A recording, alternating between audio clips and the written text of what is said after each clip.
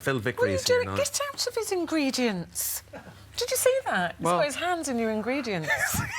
Get off. There's a question. That's been measured out precisely. Well, yeah, What are these ingredients going towards making, Philip? They are bread and butter pudding with a twist. You know this morning. Yeah. Here it is. Now, this is a bit of a difference. Now, when I was at school, I hated bread and butter pudding. I hated it. I loathed it. My mum used to make it, and it was always weeping, and the butter came off. Yeah, and it was always dry, stale old bread. Anyway. My granny, though, I have to say, made gorgeous bread and butter pudding, the traditional one, and it wasn't sloppy. Did you have crunchy top? Make it crunchy on the top, yes. Yeah, my mum used to do that. But the only problem I had was that it was always too dry. Yeah. So I think it should be a mixture of 50% custard, 50% whatever your bread or croissant brioche you're using. And I'm using almond croissant here today. Now, almond croissant, by its very nature, is probably about 20% butter anyway. Yeah. So there's no need to add any more butter to that. And what I don't like is when you cut the custard and you see all the butter running out. Not good. So I'm using almond croissant here, which I've just sliced not lengthways, but across the actual croissant, so you can still see the almond filling inside like that into there. Now, here I've got 4 egg yolks, and 2 egg yolks and 4 whole eggs. Now, what I do is I add extra yolks to give it a little bit more richness, but you need the white to set it as well. You can make it with egg yolks. The trouble is that it becomes very, very light. If you ever cook it in the oven by 10 or 15 minutes, it souffles and splits very quickly. So you need a little bit of help there. Now, if you're worried about cooking it, also, you can put a little pinch of corn flour or starch, arrowroot. What does that do? That just holds it all together. Right. It stops it splitting if you overcook it slightly. Okay. It's a bit technical, but it does actually work. It's the science bit. Well, a little bit of science. So 4 eggs and 2 egg yolks into there. And then I have a mixture of half cream and half milk here. So you're taking a few calories out. Don't mind the calories, it's Friday, come on. No, but I've got to be slightly careful. You know what I mean? Bless you. And what I've done is brought it to the boil, turn the heat off, and then leave it to rest for 5 minutes, cool for 5 minutes, because if you put it straight on there, it'll cook the egg to scrambled egg. Curdles. Yeah.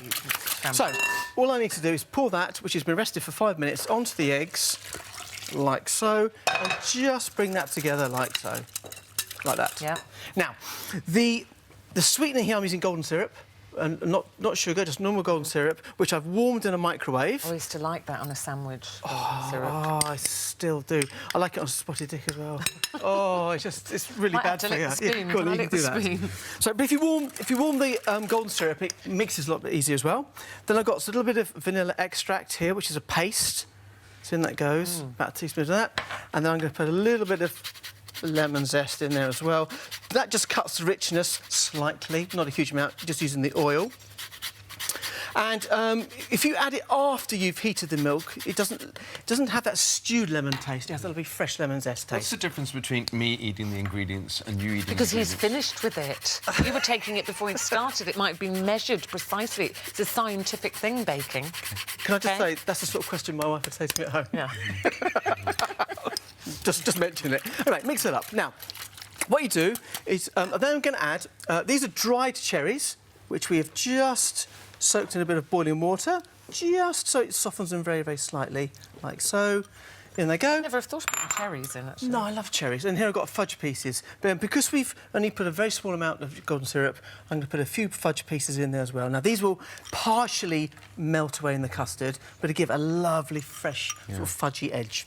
You've got me here, having the croissants in makes this appetising to me. It's almond croissants. It's almond bread. It's not all stale blue mold bread. No, and you do have a point there, because you know, it was made, as I say, with stale bread, which is very nice, but it can be, if it's too dry, it's horrible. It's like eating bread pudding. Anyway, into now look, Phil very kindly left you a little piece of fudge now. Did it on you can purpose. have that now. Hannah? Yeah. Thank you very much. Thank you. Right. One for you, one for me. Pour on the custard, and you pour right up to the top of the dish. And you put it 3/4 like that, and then you use a potato masher and just press them down. Now, what you'll find... if you can leave it for 5 minutes, that'll soak up the custard, and then you can put the rest of the custard on, and it will come to the top perfectly. Okay. If you put it in the oven now, it'll be dry because it doesn't have a chance to absorb it. Oh, OK. So leave it before you put it in the oven. Yeah. Then what I do is... I'll pop this into here. You put into a tray like this. I then add boiling water on the outside of the dish, roughly a third of the way up, anything like that. cover that with foil, into the oven, Yeah. 160 degrees centigrade, gas 3, for around about 40 to 60 minutes. And what you want is that you'll take off the foil, shake the tray, and it will just wobble like a jelly, slightly uncooked on the inside. OK? And when it comes out the oven, you then glaze it with a bit of apricot jam and extra fudge pieces, and we're going to serve it with thick cream, can be clotted cream, and ice cream, or all three. Oh, it It's up sounds to you. horrible, doesn't it? No. It sounds like I'd have to food eat it. porn. Yes, And let's here go it to a is. recap. Yes. Another taste. There you go. pieces, lovely. Look at that. Now, you'll see that it's just set. So I'm going to... It's been rested for around about 20 minutes. And you put more fudge on the top. And a little bit of apricot jam. Look at that. And I've never actually had this before. Now, Have you hang ever on. had bread and butter pudding? No, before? darling, we didn't know. It wasn't so Leave that austere on where there. I was. There you go. Oh, poison bread and And you just see in there. French croissant. So that's it. So it's just I set. think this is posh. I think bread and butter, I pudding. think it's an English dish. We used to use it when we had the restaurant, all the croissant left over. But it's just... Is it an English dish, he said? It is, absolutely. Through and through. Medieval recipe, there you go. Loving get your that cherries. Almondy Yeah. from the croissant. And it's not too sweet either. No. It's just and the golden syrup comes through as well. Beautiful. Perfect. Thank you very much. You Pleasure. enjoy that, Eamon?